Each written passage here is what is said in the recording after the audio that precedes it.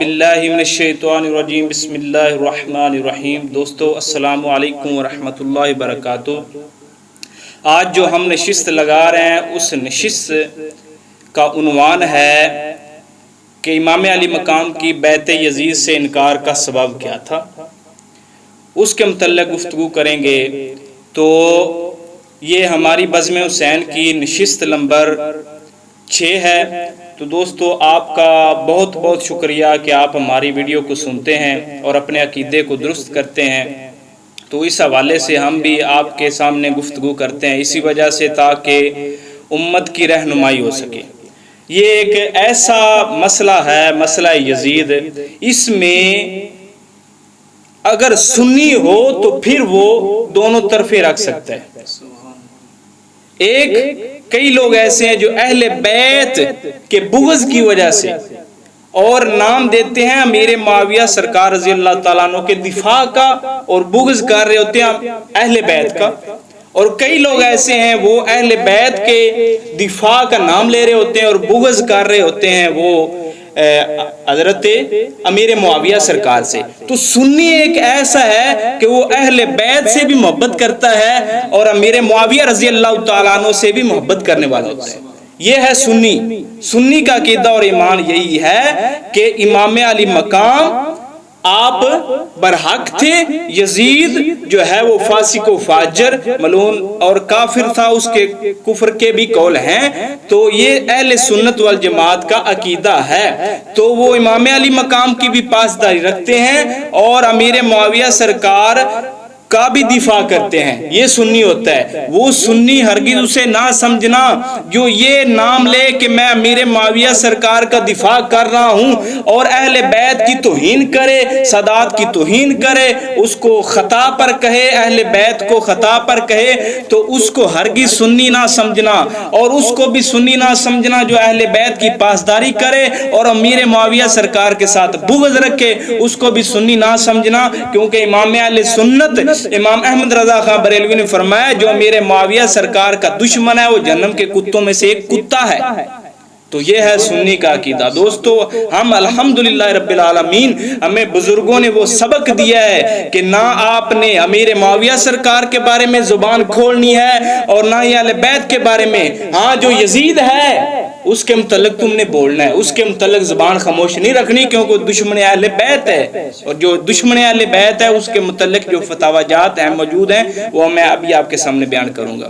تو اس کے لیے اس بزم کے لیے ہمارے جو مہمان بنے وہ ہیں علامہ محمد انور علی صاحب، تو وہ ہمارے سامنے جو ہے چند منٹ شعر و شاعری کریں گے، اس کے بعد آگے گفتگو کا سلسلہ شروع کرتے ہیں۔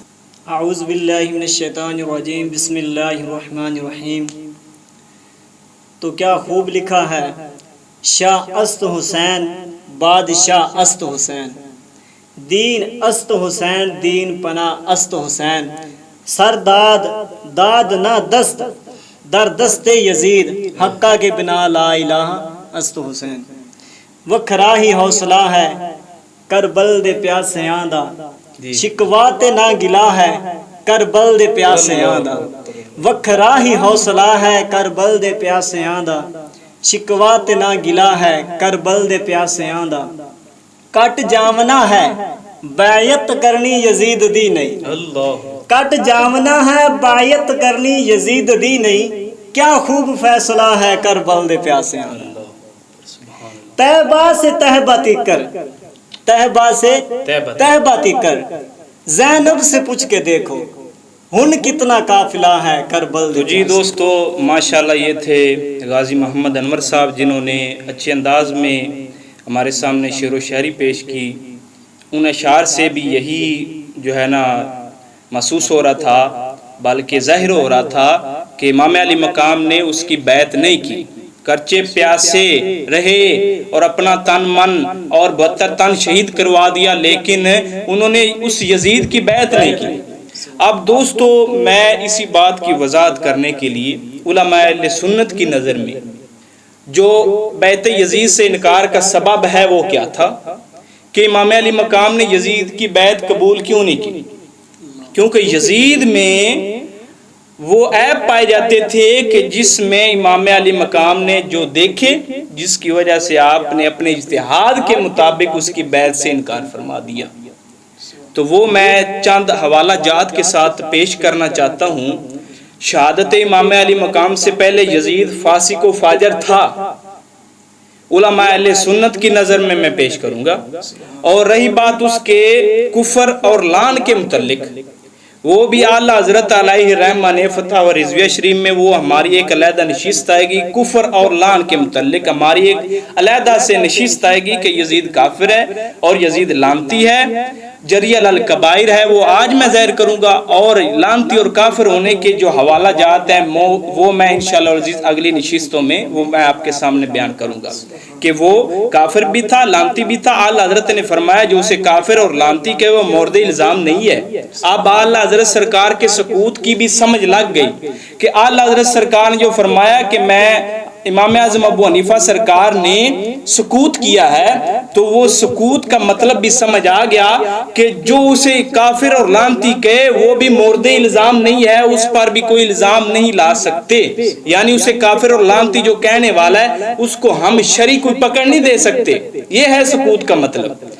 تو دوسری، اب میں اس کے فاسق و فاجر ہونے کے دلائل دوں گا جس کی وجہ سے امام علی مقام نے اس کی بیعت سے انکار کیا۔ پہلا حوالہ شریف البدایہ والنہایہ جلد نمبر 8 صفحہ نمبر 228 ہے۔ دوسرا حوالہ تاریخ دمشق ابن عساکر 80 جلدوں کی کتاب ہے، اس کا جلد نمبر 65 ہے، صفحہ نمبر 403 ہے۔ اس میں کیا لکھا ہوا ہے؟ کان یزید بن معاویہ فی حداثتہ صاحب الشرب، کہتے ہیں کہ یزید بن معاویہ اپنی جوانی میں ہی صاحب شرب یعنی وہ شراب پینے والا تھا، اپنی جوانی میں کیا تھا؟ وہ شراب پینے والا تھا۔ اس کے دو حوالے اور آگے سنیں، یہ جو میں آگے حوالہ دینے لگا ہوں کہ یزید کے پاس حضرت عبداللہ بن حنظلہ باس عثمان بن محمد ابن ابی سفیان وائلہ مدینہ، وہ ایک قافلہ گیا کس کے پاس؟ یزید کے پاس۔ الہ یزید منہا وفدن فیہم عبداللہ ابن حنظلہ الغسیل الانصاری، اس میں موجود تھے، اس وفد میں موجود تھے۔ اب قافلہ گیا، اس کے پاس بیٹھا ٹھہرا، جب قافلہ واپس آنے لگا تو کیا ہوا؟ اس نے ان کی تقدیم بھی کی، عزت و اکرام بھی کیا، یزید نے سب کچھ کیا، لیکن جب وہ صحابہ واپس آنے لگے تو اس نے کیا کہا؟ اس نے کہا وَلَمَّا رَاجَ وَفْدُ الْمَدِینَةِ إِلَيْهَا، جب وہ واپس آئے اس نے انعام بھی دیے، یزید نے انعام دیے، ہزار درہم ان کو دیا، لیکن جب یہ وفد واپس آیا تو انہوں نے آ کر کیا کہا؟ اظہروا شتم یزید وعیبہ، انہوں نے یزید کے عیب کھولے، یزید کو گالیاں بھی دی اور یزید کو عیب بھی کھولے۔ وقالو، اور انہوں نے کیا کہا؟ قدمنا من عند رجل، ہم اس آدمی سے ہو کر آ رہے ہیں، لیس لہ دین، اس کے پاس دین نہیں ہے، لیس لہ دین، دین کی اس میں شرع ہے، اس کے پاس دین نہیں ہے۔ یشرب الخمر، وہ شراب پیتا ہے، وہ شراب پیتا ہے۔ اب یہ بات کنہوں نے کی؟ حضرت عبداللہ بن حنظلہ کے سارے لشکر نے آ کر کی کہ وہ شراب پیتا ہے۔ وَعِنْدَ الْكَائِنَاتِ بِالْمَعَازِفِ، اور اس کے پاس وہ جو ہے ڈھولکیوں والے لوگ موجود ہیں، وہ ہر وقت ساز باجے بجاتے ہیں۔ یہ ہے یزید کا تعارف، یہ فسق و فجور۔ اب یہ اس کے میں حوالے دیتا ہوں، البدایہ والنہایہ جلد نمبر 8 صفحہ نمبر 235 236 پر یہ موجود ہے۔ اور دوسرا الکامل ابن اسیر جلد نمبر 4 ہے، صفحہ نمبر 103 ہے۔ تاریخ تبری جو بہت بڑی ایک تاریخ کی کتاب ہے، جلد نمبر 7 ہے، صفحہ نمبر اس کا 4 ہے، اس میں یہی لکھا گیا وَأَنَّ نَشْهَدُكُمْ أَنَّ قَدْ خَلَعْنَاهُ، جب وہ قافلہ واپس آیا انہوں نے کہا اس بندے کے پاس دین نہیں ہے، یہ شراب پیتا ہے اور یہ اس کے پاس یہ ڈھول ڈمکلے والے ہیں اور معازف والے لوگ اس کے پاس موجود ہیں۔ قد خلعناہ، ہم اس کی بیعت توڑ رہے ہیں۔ اس قافلے نے آ کر اس کی بیعت سے انکار کر دیا کہ ہم اس ایسے شخص کی بیعت نہیں کرتے۔ ہم ایسے شخص کی بیعت توڑے متابعہم الناس علی خلعہ، اس کی بیعت انہوں نے توڑ دی، اس کی مطابق سے نکل گئے، وبایعوا انہوں نے بیعت کر لی عبداللہ ابن حنظلہ الغسیل، عبداللہ ابن حنظلہ کی انہوں نے ہاتھ پر بیعت کر لی کہ یہ بے دین ہے، شراب پیتا ہے، یہ گناہگار ہے، فسق و فجور کرنے والا ہے، ہم ایسے شخص کے ہاتھ پر بیعت نہیں برقرار رکھ سکتے، لہذا انہوں نے بیعت توڑ دی۔ اب عبداللہ ابن عمر والی جو روایت بخاری شریف کے اندر موجود ہے کہ ہم اللہ رسول کے ہاتھ پر بیعت کر رہے ہیں، اس کی وضاحت جو ہے میں ایک علیحدہ نشست لگاؤں گا اس پر کہ عبداللہ ابن عمر جو کہہ رہے ہیں اس کا مطلب کیا ہے۔ اگر وہ ایسی ہی بیعت تھی اللہ رسول کے ہاتھ پر تو یہ جو توڑ رہے ہیں، یہ جو بیعت توڑ رہے ہیں تو وہ اللہ رسول کے ہاتھ سے وہ بیعت کیوں توڑ رہے ہیں؟ اس کا جواب ہمیں چاہیے۔ اس کی باقاعدہ میں ایک علیحدہ سے نشست لگاؤں گا کہ حضرت عبداللہ ابن عمر رضی اللہ تعالیٰ عنہ کا کیا مطلب تھا، اس سے آپ کا کیا مطلب تھا۔ تیسری بات سنیے، تیسرا حوالہ حضرت عبداللہ ابن حنظلہ نے ملاقات کے بعد کیا فرمایا تھا اس کا۔ آپ نے فرمایا یا قوم فواللہ ما خرجنا علی یزید، ہم یزید کے پاس گئے، اتخفنا ان نرمی بالحجارہ، ہم خوف کر رہے تھے کہ آسمان سے کہیں پتھر نہ گر پڑے، آسمان سے کہیں پتھر نہ گر پڑے، اس کے ایسے گناہ ہیں، ایسے وہ گناہ کرتا ہے۔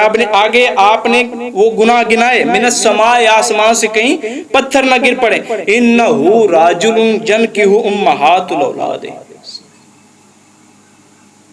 کہ وہ جو محرم ہیں ان کے ساتھ شادیوں کو وہ جائز قرار دیتا ہے، جن کے ساتھ اسلام نے منع کیا ہے کہ ان سے نکاح نہیں کیا جا سکتا، ان کے ساتھ یہ کہتا ہے نکاح ہو سکتا ہے۔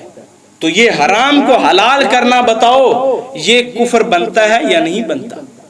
آگے سنیں، والبنات والاخوات، کہ جو جن سے حرام وہ شادی ہے، بھائی کی بیٹی یا ان کی جو بھتیجی بھانجیاں، ان کے ساتھ یہ نکاح کو جائز قرار دیتا ہے اسلام، جبکہ منع قرار دیتا ہے محرم کے ساتھ۔ وَيَشْرَبُ الْخَمْرَ، اور شراب پیتا ہے، وَيَدَعُ الصَّلَاةَ، اور نماز چھوڑتا ہے۔ اب یہ یشرب الخمر، اب یہ شراب پینا، اس کا نماز چھوڑنا، پھر ان کو جائز قرار دینا، یہ کیا بنتے فسق و فجور سے بھی اوپر۔ اب کیونکہ وہ میں ایک علیحدہ نشست لگاؤں گا کفر پر اور لعنت پر، یہ فسق و فجور۔ اب سیر اعلام النبلاء جلد نمبر 4 صفحہ نمبر 37 امام ذہبی نے کیا فرمایا ہے۔ دوسرا حوالہ سنیے۔ اب یہ سیر اعلام النبلاء کا حوالہ میں آپ کے سامنے پیش کرتا ہوں، اس پر ذرا غور کرنا اور اس کا جواب دینا، تمام یزیدی پارٹی اس کا جواب دے کہ جس طرح آج امام علی مقام اور اہل بیت کا منکر جو ہے وہ ناسبی ہے، اسی طرح یزید بھی ناسبی تھا، اور ناسبی کے متعلق شاہ عبدالعزیز محدث دہلوی نے جو فتویٰ لگایا ہے وہ بھی آپ کے سامنے ہے، وہ کفر کا لگایا یا کس کا لگایا۔ تو دوستو جو ناسبی کا فتویٰ ہے وہ بھی اپنے ذہن میں رکھنا، تو یزید کون تھا اس پر آپ تو کفر کے فتوے لگانے سے روکتے ہیں نا۔ کیا فرمایا؟ وَقَانَ نَاسْبِيًا، وہ ناسبی تھا، یزید ناسبی تھا، فَزًّا غَلِيظًا جَلْفًا، بد اخلاق تھا، بد اخلاق تھا، بے ادب تھا، کم عقل تھا، یتناول المسکر، نشہ کرنے والا تھا۔ یہ سیر و اعلام النبلاء کی عبارت پڑھ رہا ہوں۔ وَيَفْعَلُ الْمُنْكِرُ، اور منکر کام کیا کرتا تھا جس کو شرع پاک نے حرام کیا ہے، وہ کام کیا۔ اب آگے سنیں، ایک اور حوالہ سنیں، البدایہ والنہایہ جلد نمبر 8 صفحہ نمبر 252۔ اقبال والا شہوات ہے، وہ اپنی شہوات کی طرف توجہ کیا کرتا تھا، کون؟ یزید۔ اب یہ اگر کہیں کہ قتل کے بعد کی بات ہے تو میں وہ بھی ثابت کروں گا بزرگوں کی کتابوں سے کہ یہ کب کی بات ہے، یہ شہادت امام علی مقام سے پہلے کی بات ہے، یہ اس میں کام پائے جاتے تھے۔ بزرگان دین ہماری ان کتابوں کو سمجھنے والے تھے یا آج کا یزیدی ٹولہ زیادہ سمجھنے والا ہے؟ اب سنیں، اقبال والا شہوات ہے، وہ شہوتوں کا زیادہ توجہ دینے والا تھا۔ وَرَادَ بَعْدُ الصَّلَاةِ فِي بَعْضِ الْأَوْقَاتِ، تو وہ جو ہے بعض اوقات وہ نمازوں کو چھوڑ دیتا تھا، نماز پڑھتا ہی نہیں تھا۔ یہ البدایہ والنہایہ جلد نمبر 8 صفحہ نمبر 252۔ تو اب منذر بن زبیر جو ہیں ان کا ایک قول پیش کرتا ہوں، وہ بھی اس قافلے میں موجود تھے جس میں حضرت عبداللہ بن حنظلہ موجود تھے، جنہوں نے آ کر اس کی شیطانیاں بتائیں۔ اسی قافلے میں منذر بن زبیر بھی موجود تھے۔ انہوں نے کیا فرمایا؟ اِنَّ یزید واللہ لقد اعجازنی بمئات الف درہم، کہ مجھے اس نے 1000 درہم دیے، لیکن فرماتے ہیں میں اس کے 1000 درہموں کے بدلے میں کیا میں حق بیان کرنا چھوڑ دوں؟ میں تو اس کے متعلق بتاؤں گا۔ تو انہوں نے کیا کہا؟ اخبرکم خبرہ، انہوں نے اس کے متعلق کیا بتایا؟ واللہ انہ یشرب الخمر، کہ وہ شراب پیتا ہے، وہ شراب پیتا ہے۔ یہ ان کے متعلق یہ بھی کہا گیا کہ یہ ابن زیاد کے پاس رہا کرتے تھے، منذر ابن زبیر، تو ان کے متعلق یہ بھی کہا گیا۔ تو وہ اب جو اس نے دیکھا انہوں نے وہی بیان کر رہے ہیں نا۔ وَإِنَّهُ يُسْكِرُ حَتَّى يَدْعُ الصَّلَاةَ، حتیٰ کہ وہ نشے میں ہوتا تھا اور نماز بھی چھوڑ دیتا تھا، نشے کی حالت میں ہوتا تھا اور نمازیں بھی چھوڑ دیا کرتا تھا۔ تو دوستو یہ میں نے آپ کے سامنے ثابت کر دیا ہے کہ یزید شرابی بھی تھا، نمازیں بھی چھوڑتا تھا، اور اس کے پاس ایسے لوگ ہوتے تھے جو ڈول ڈمکڑے اور جن کو شرع پاک نے حرام کیا ہے وہ بجایا کرتا تھا۔ اب انہی کے پیش نظر امام علی مقام نے یزید کی بیعت سے انکار کر دیا۔ اب یہ میں آپ کے سامنے بزرگان دین کی نظر میں پیش کروں گا۔ پہلی کتاب کا حوالہ سنیے بھائی، سر الشہادتین ہے میرے پاس، سر الشہادتین، جس کے متعلق امام احمد رضا خان بریلوی علیہ الرحمہ نے فتاوی رضویہ شریف میں فرمایا کہ اس کی مثل جو روایتیں ہیں، اس میں جو روایتیں پیش کی گئی ہیں ان کو بیان کرنا ٹھیک ہے، اس کے علاوہ روایتیں بیان کرنا کربلا کے متعلق ٹھیک نہیں ہے۔ یہ اس کی تصدیق اعلیٰ حضرت علیہ الرحمہ نے فرمائی۔ یہ سر الشہادتین میرے پاس موجود ہے، اس کا صفحہ نمبر 29 ہے۔ اس میں آپ کیا فرما رہے ہیں؟ صفحہ نمبر 29 میں چنانچہ حضرت امام حسین رضی اللہ تعالیٰ عنہ نے بیعت کرنے سے انکار کر دیا کیونکہ وہ فاسق، شرابی اور ظلم کرنے والا تھا۔ یہ دیکھیں بھائی، یہ اس میں سر الشہادتین شاہ عبدالعزیز محدث دہلوی جو اللہ حضرت علیہ رحمہ سے 100 سال کے پہلے سے مجدد ہیں، یہ انہوں نے لکھا ہے، اور ان کے حوالے خود اللہ حضرت علیہ رحمہ اپنے فتاوی رضویہ شریف میں دیتے ہیں۔ تو کیا ان کی تحقیق اب رہ گئی ہے اور آپ کی تحقیق بڑھ گئی ہے؟ تمام یزیدی پارٹی کو یہ میرا پیغام ہے، اس کا رد کریں۔ یہ کہ امام علی مقام نے اس وجہ سے مکہ چھوڑا، مدینہ چھوڑا اور اس کی بیعت سے انکار کیا، وگرنہ اگر آپ بیعت کرتے تو مکہ مدینہ چھوڑنے کی کیا ضرورت تھی؟ بیعت تو اسی جگہ ہو سکتی تھی، پھر چھوڑ کر کیوں گئے؟ کیونکہ انکار کیا، اس وجہ سے آپ گئے۔ آپ دوسرا حوالہ سنیے، داتا علی اجویری سے کوئی بڑا ولی نہیں ہے، لاہور کی سرزمین میں رہنے والے ملا۔ یہ دیکھ داتا علی اجویری کیا فرماتے ہیں تاکہ تجھے پتہ چلے۔ داتا علی اجویری، یہ میرے پاس اردو ترجمہ موجود ہے، اصل فارسی ہے، میرے پاس نسخہ موجود نہیں۔ یہ اس کا صفحہ نمبر 118 ہے۔ آپ کیا فرماتے ہیں کہ امام علی مقام آپ اتنی دیر تک حق کے تابع رہے جتنی دیر تک حق موجود رہا، جب حق ختم ہونے لگا تو آپ سرکار نے تلوار اٹھا لی۔ یہ دیکھیں، جب تک حق غالب و ظاہر رہا آپ اس کے تابع رہے۔ یہ امام علی مقام کی شان بیان کر رہے ہیں داتا علی اجویری، اسی مقام پر فرما رہے ہیں۔ لیکن جب حق مفقود ہونے لگا تو آپ نے تلوار کھینچ لی، حق مفقود ہونے لگا تو آپ نے تلوار کھینچ لی، اور جب تک آپ نے اپنی عزیز جان راہ خدا میں قربان نہ کر دی آرام و چین سے نہ بیٹھے۔ بتائیں، جب آپ نے دیکھا کہ وہ ظالم فاسق شرابی ہے، اس وجہ سے آپ نے تلوار اٹھا لی، اور جب تک حق دیکھتے رہے، یعنی سیدنا امیر معاویہ سرکار کی حکومت تک آپ دیکھتے رہے کہ وہ حق کے ساتھ ہیں، تو امام علی مقام نے کوئی زبان سے لفظ نہیں نکالا، کیونکہ پتا تھا میرے معاویہ سرکار صحابی ہیں۔ تو صحابی کے متعلق صحابی جب نہیں بول رہا تو ہماری کیا اوقات ہے؟ تو یہ امام علی مقام کے متعلق داتا علی اجویری فرما رہے ہیں کہ جب تک امیر معاویہ سرکار کی حکومت رہی آپ حق کے تابع رہے، اور جب یزید کی حکومت آئی آپ نے تلوار کھینچ لی۔ یہ داتا علی اجویری ان سے بڑا کوئی ولی نہیں ہو سکتا۔ अब आगे सुनिए मेरे भाई, ये 2 किताबों का हवाला हो गया। तीसरी किताब फतावा फैजुर रसूल, ये आप देख सकते हैं मेरे सामने मौजूद है। इसके अंदर आप क्या फरमा रहे हैं, इसकी जिल्द नंबर 1 है, सफ़ा नंबर 79 है। आप क्या फरमा रहे हैं जरा गौर करना। ये वाज़े रहे कि सैयदना सरकार इमाम हुसैन वही हैं जिन्होंने राह हक में शहीद होना तो मंजूर फरमाया, शहीद होना तो मंजूर फरमाया, लेकिन मगर यजीद पलीत फासिक फाजिर की बातिल खिलाफत तस्लीम ना की। आप ये बताएं, अब आप फतावा फैज़ रसूल वालों पर भी फतवा लगाएंगे, ये क्या फरमा रहे हैं कि बातिल उसकी हुकूमत और बातिल जो उसकी खिलाफत को कबूल ना किया, लेकिन आप सरकार ने हक और हक के साथ रहे, हक नहीं छोड़ा आपने कहा इसकी बैत मैं कबूल नहीं करूंगा। आप सुनते रहिएगा, आगे सुनिए। ये फतावा अजीजी शरीफ है, ये सबसे बड़ा, जिनके बारे में ये यजीदी पार्टी ने कहा कि उनको यजीद के मसले की समझ नहीं लगी, नऊज़ बिल्लाहि मिन ज़ालिक। शर्म आनी चाहिए ऐसे लोगों को जो ऐसी बक करते हैं। इसका फतावा अजीजी शरीफ है, इसमें से आपके सामने बयान कर रहा हूँ 251 सफ़े नंबर। आप क्या फरमाते, हज़रत इमाम हुसैन रज़ी अल्लाह ताला अन्हु को हज़रत की खिलाफत राशिदा का दावा न था और इस गरज से नहीं निकले थे कि खिलाफत का दावा करें,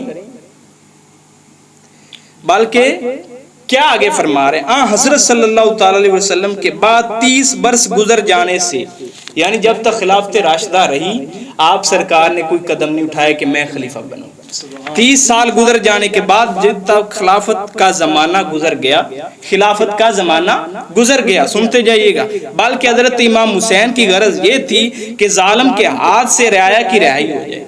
तो वो जालिम था, उसके हाथ से रियाया की रिहाई करवाना मकसूद था और मजलूम की मदद करना वाजिब है।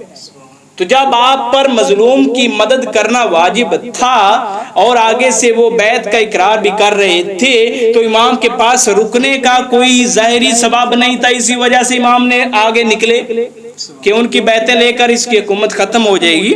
मिशकात शरीफ में जो ये है कि हजरत ने बादशाह वक्त की बगावत और उसके साथ मुकाबला करने से मना फरमाया, यानी नबी पाक सरकार ने, अगरचे वो बादशाह जालिम हो तो ये हुक्म उस वक्त है, उस वक्त ये हुक्म है कि बादशाह जालिम का कामिल तसल्लुत हो गया, बादशाह जालिम का कामिल तसल्लुत हो गया हो और उसके तसल्लुत में किसी को निज़ा ना, किसी को झगड़ा ना हो, कोई इसका मज़ाहिम ना हो। अभी मदीना मुनव्वरा और मक्का मुअज़्ज़मा और कूफा के लोग यजीद के तसल्लुत पर राजी ना थे, यानी उसका तसल्लुत अभी हुआ नहीं था। हजरत इमाम हुसैन, हजरत अब्दुल्ला इब्न अब्बास, हजरत अब्दुल्ला इब्न उमर, हजरत अब्दुल्ला बिन जुबैर वगैरह साहबा ने यजीद की बैत कबूल नहीं की। इसी वजह से इमाम अली मकाम ने कहा कि उसका तसल्लुत ख़त्म करने के लिए मैं जाता हूँ। तो हासिल कलाम हजरत इमाम हुसैन इस गरज से निकले थे कि यजीद का तसल्लुत दफ़ा करें, यजीद का तसल्लुत दफ़ा करें, यानी जब कैम नहीं हुआ तो उसको फिर उठाना जायज़ है, अगर कैम हो जाता तो फिर इमाम ना निकलते, यानी उसका तसल्लुत ना होने पाए। ये गरज ना थी कि उसका तसल्लुत रफा करें, यानी ये अमर ना था कि यजीद का कामल तसल्लुत हो गया था और आपका मकसूद ये था कि उसका तसल्लुत उठा दें। मसाइल फ़िक़िया में दफ़ा और रफ़ा में फ़र्क ज़ाहिर मशहूर है, वो आपके सामने। तो आप सरकार उसका तसल्लुत ख़त्म करने गए थे और जालिम को उनके जुल्म, उसके जुल्म से छुड़वाने के लिए गए थे। ये फतावा अजीज़ी शरीफ के अंदर मौजूद है। और आगे सुने रसाइल नाइमिया, ये जिनके मुतल्लिक नऊज़ बिल्लाह मिन ज़ालिक यजीदी पार्टी बेईमान होने के फतवे लगा रहे हैं, वो क्या कहते हैं और उनकी तहकीक सुने। आप इमाम अली मकाम की बारगाह में एक कसीदा पेश करें, यजीद को बचाने के लिए ऐसे लोगों पर फतवे इन्होंने लगा दिए।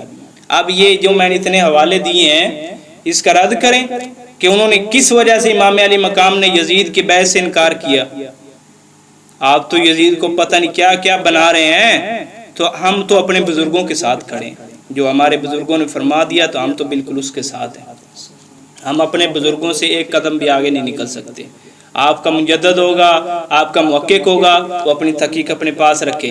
ہمیں کسی مجدد اور محقق اور فتاوی عزیزی والے شاہ محدث دہلوی اور ان جیسے عبدالحق محدث دہلوی جیسے لوگوں کے آگے اس کی کوئی تحقیق نہیں ہے.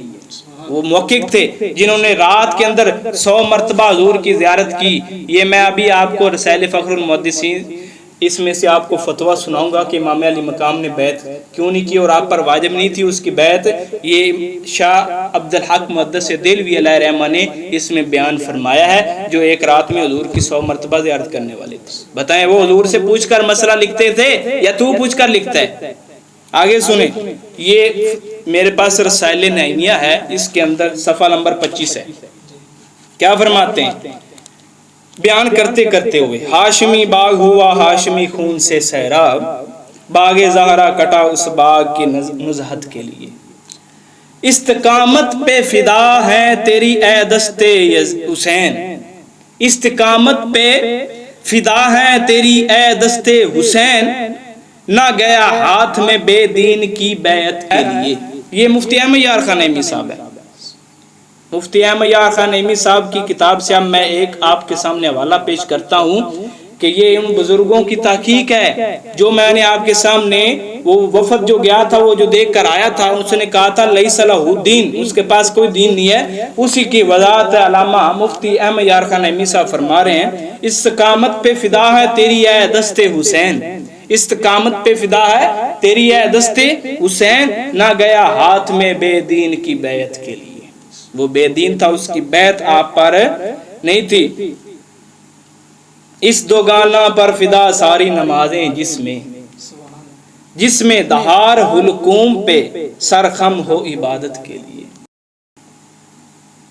سالک اصحاب تو نورانی ہیں اور آل ہے نور، سالک اصحاب تو نورانی ہیں اور آل ہیں نور، نور کو نوری لاحق تھا معیت کے لیے. اللہ اکبر اللہ. تو یہ مفتی احمد یار خان نعیمی صاحب کا حوالہ آپ کے سامنے پیش کیا. آپ سنیے آخری حوالہ، یہ جو وہ شیخ ہیں کہ جنہوں نے ایک رات کے اندر حضور پاک صلی اللہ تعالی علیہ وسلم کی 100 مرتبہ زیارت کی، وہ کیا فرما رہے ہیں؟ یہ میرے پاس رسائل فخر المحدثین شیخ عبدالحق محدث دہلوی کا ہے. آپ کیا فرما رہے ہیں؟ باز یزید اور اس کے مددگاروں اور یاروں کی شان میں اتنا غلو و افراط کرتے ہیں کہ مسلمان، کہ وہ کہتے ہیں کہ مسلمانوں کا اتفاق سے یہ امیر ہوا تھا. یعنی یزید کے متعلق کہہ رہے ہیں شیخ عبدالحق محدث دہلوی کہ اتفاق سے وہ امیر ہوا تھا، اس کی اطاعت امام حسین پر واجب تھی. آگے آپ کے لفظ سننا کیا فرما رہے؟ نعوذ باللہ من ھذا القول، میں اس قول سے اللہ تعالیٰ کی پناہ چاہتا ہوں. ایسے قول سے میں اللہ تعالیٰ کی پناہ چاہتا ہوں جو کہتے تھے کہ امام کا یزید کو بیعت کر لینی چاہیے تھی اور یزید ٹھیک تھا اس وقت اور امام کو ہاتھ میں ہاتھ دے دینے چاہیے تھے اور آپ نے دے دیے. یہ ان کے قول ہیں. تو یہ کہہ رہے ہیں شیخ عبدالحق محدث دہلوی جو کہ اتنے بڑے جنہوں نے حضور کی 100 مرتبہ زیارت کی، وہ حضور کو دیکھ کر فتویٰ لکھتے ہیں یا ویسے ہی لکھ دیتے ہیں؟ بتاؤ اس بات کا جواب دو. آپ کہہ رہے ہیں کہ جو کہتے ہیں کہ امام حسین پر اس کی اطاعت واجب تھی، آپ کہہ رہے ہیں نعوذ باللہ من ھذا القول ومن ھذا الاعتقاد، میں ایسے اعتقاد اور ایسے قول سے میں اللہ تعالیٰ کی پناہ چاہتا ہوں کہ یزید پلید حضرت امام حسین کے ہوتے ہوئے کیوں کر امیر ہو سکتا تھا؟ بتاؤ. اور مسلمانوں کا اتفاق اس پر کب ہوا ہے کہ اس کو امیر بنا لیا صاحب نے؟ کب ہوا اس کا اتفاق؟ اصحاب رضی اللہ عنہم کا گروہ جو اس کے زمانہ میں موجود تھا، فرما رہے ہیں وہ ان کی اولاد سب اس کے منکر، وہ اور ان کی اولاد سب اس کے منکر، سب اس کا انکار کر گئے اور اس کی اطاعت سے خارج تھے. بتاؤ یہ شیخ صاحب، آپ شیخ صاحب کو نہیں سمجھ لگی؟ شرم آنی چاہیے. تم یزید کے دفاع میں اتنے گر چکے ہو کہ اس کی ٹٹی کو نعوذ باللہ سادات سے جو ہے سادات کو اس کی ٹٹی سے بدتر کر دیا. شرم آنی چاہیے ایسے لوگوں کو جو ایسی ایسی باتیں چھوڑتے ہیں. ایک جماعت مدینہ طیبہ سے جبرن کرن شام میں اس کے پاس گئی، جس کی عربی عبارت میں نے آپ کے سامنے پیش کر دی ہے۔ جبرن اور کرن اس کے پاس گئی، راضی نامے سے نہیں گئی، دیکھنے کے لیے گئی۔ جبرن اور کرن اس کے پاس گئی، اس نے اس کی بہت خاطرداری کی اس وفد کی، لیکن جب انہوں نے اس کا حال دیکھا اور مال کی برائی معلوم کی، الٹے پیر پھرائے، واپس آ گئے اور اس کی بیعت توڑ دی اور کہا کہ وہ یعنی یزید پلیت اللہ کا دشمن ہے۔ وہ لیس لہ دین والی بات اب یہ سب کو نہیں سمجھ لگی، سارے ہی غلط بیانیاں کر رہے ہیں، سب ہی جو ہے وہ یزید کے نعوذ باللہ امام حسین پاک کے دفاع کرنے والے نہیں ہیں، اور یزید کے امی ہیں، نعوذ باللہ یہ آپ کا اعتقاد ہوگا۔ آج شیخ صاحب تو فرمائیں میں تو ایسے اعتقاد سے پناہ چاہتا ہوں، جس طرح شیطان سے پناہ مانگتے ہیں اسی طرح اسی اعتقاد سے پناہ مانگتے ہیں، تو ہم الحمدللہ شیخ صاحب کے ساتھ ہیں۔ تو اس نے جو بکواس بازی کی تھی، اس نے کہا تھا کہ یہ آخری دم کی تھی ان کے پاس شیخ عبدالحق مدثر دہلوی والی، وہ بھی ہم نے نکال دی۔ گدے کی دم کے لفظ بولے شیخ صاحب کے متعلق 100 مرتبہ جنہیں حضور کی زیارت ہو، بتاؤ یہ گستاخی نہیں تو اور کیا ہے؟ اب آگے سنیے گا، فرمایا یزید پلیت اللہ کا دشمن ہے، تارک الصلاۃ ہے، شراب خوار، زانی، فاسق و حرام عورتوں کا حلال کرنے والا ہے۔ تو یہ ہے، ہم نے آپ کے سامنے واضح کر دیا کہ امام علی مقام نے کس وجہ سے یزید کی بیعت کا انکار کیا۔ ہم نے عربی کتابوں کے حوالے بھی دیے، تاریخ کے حوالے بھی دیے، اور بزرگان دین کی نظر میں جو اس کی بری باتیں تھی وہ بھی ہم نے آپ کے سامنے رکھ دی اور کھول دی کہ امام نے اس وجہ سے اس کی بیعت سے انکار فرما دیا تھا، اور یہ بالکل آپ اس پر برحق تھے، آپ کا یہ اجتہاد بالکل برحق تھا، کیونکہ آپ کے پاس کوئی اور حرج نہیں تھا۔ ایک تو ظالموں کو ان کے ظلم سے نجات دلوانی تھی، اور ادھر سے انہوں نے بیعتوں کا اقرار کر لیا تھا، اس وجہ سے آپ کے پاس کوئی شرعی دلیل نہیں تھی کہ ان کے پاس نہ جاتے، اور بلکہ آپ یہ بھی ایک میں نے امام سے تو دوستو آپ کے پاس کوئی شرعی عذر نہ رہا کہ ادھر سے ظالموں کو، جس طرح کے شاہ عبدالعزیز محدث دہلوی علیہ رحمہ نے لکھا کہ ان کو ظلم سے رہا کروانا تھا، اور دوسرا انہوں نے بیعتوں کا اقرار کیا تھا، اس وجہ سے امام کے پاس کوئی جو ہے نا عذر پیش نہ رہا۔ تو اس کا ایک میں حوالہ آپ کے پاس دیتا ہوں، یہ ہے اعظمی کی تقریریں، بھائی یہ ہیں اعظمی کی تقریریں، عبد المصطفیٰ اعظمی علیہ رحمہ، آپ سرکار نے اس کی وضاحت فرمائی ہے کہ امام کے پاس کوئی شرعی عذر باقی نہ رہا، اس وجہ سے امام کا اس کے خلاف نکلنا وہ ضروری تھا کہ آپ سرکار، یہ انہوں نے بات لکھی ہے کہ آپ کے ذہن میں یہ تھا کہ کل قیامت میں میں جب اپنے نانا کے پاس جاؤں گا، میرے نانا پوچھیں گے وہ تمہیں ظالم سے رہائی کے لیے بلا رہے تھے اور بیعتوں کا کہہ رہے تھے، آپ پھر بھی نہ گئے، تو کیوں نہ گئے؟ تو امام حسین پاک کے ذہن میں یہ تھا کہ میں اگر نہ جاؤں تو اپنے نانا کو کیا جواب دوں گا، اسی وجہ سے آپ نکلے۔ یہ میرے پاس اعظمی کی تقریریں، اس میں میں حوالہ دے رہا ہوں۔ تو دوستو ایسی باتیں ہرگز یزیدیوں کی مت سنیں، آپ اہل سنت کے ساتھ پکے رہیں۔ اتنے حوالہ جات ہم اپنے بزرگوں کے ساتھ پکے ہیں، ہم اپنے بزرگوں کو نہیں چھوڑ سکتے، کسی آج کے مجدد اور محقق کی تحقیق جو ہے وہ ہم نہیں مان سکتے۔